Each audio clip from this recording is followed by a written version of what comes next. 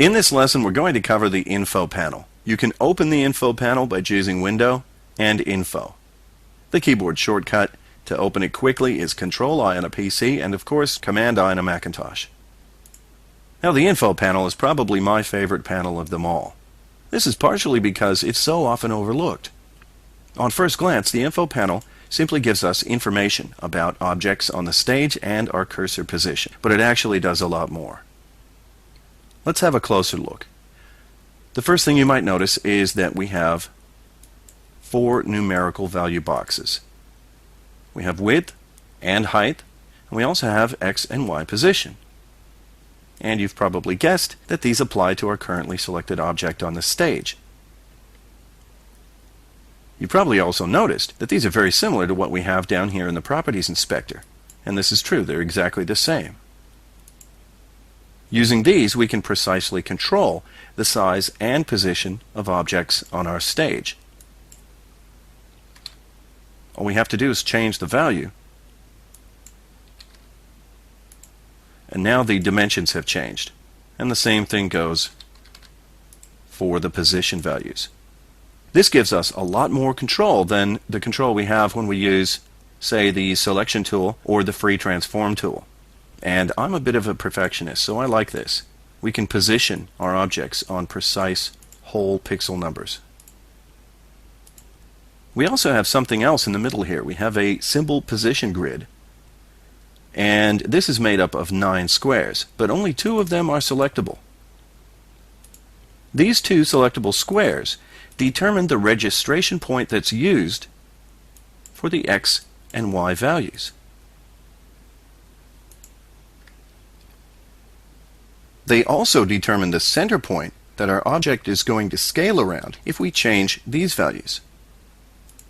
So by default, this is in the center. And say if I change my width up to 200 pixels, the center point is going to stay the same, which was right around here. If I change this now to the upper left and change it back, the center point for the scale is in the upper left-hand corner. Now, one important thing to keep in mind is that this works completely independently of the center point that we saw when we worked with the Free Transform tool. If I select this, you'll see that the center point is still in the center of the object. That center point only applies to the Free Transform tool. Another important thing to remember is that it's possible to forget where you've left the symbol position. And if you're quite happily working away and changing values down here in the Properties Inspector, and the scale or position changes don't behave like you expect them to, have a look in the Info panel and just make sure that this is set to where you want it. Now let's have a look at the bottom half of this panel.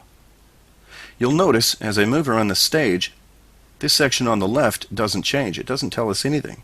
But if I move over my object here, it suddenly presents us with information.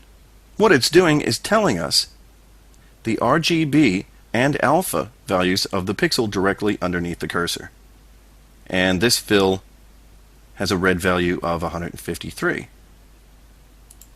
If we change this,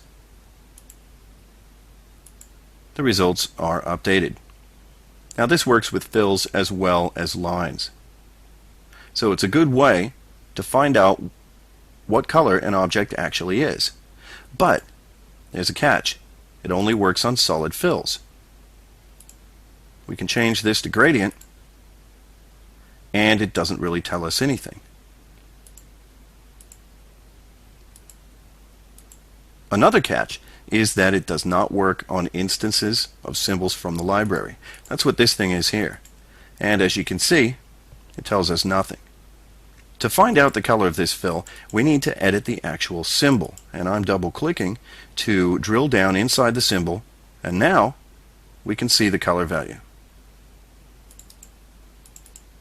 And that's it for our lesson on the Info panel. Hopefully now you can make it one of your more regularly used panels.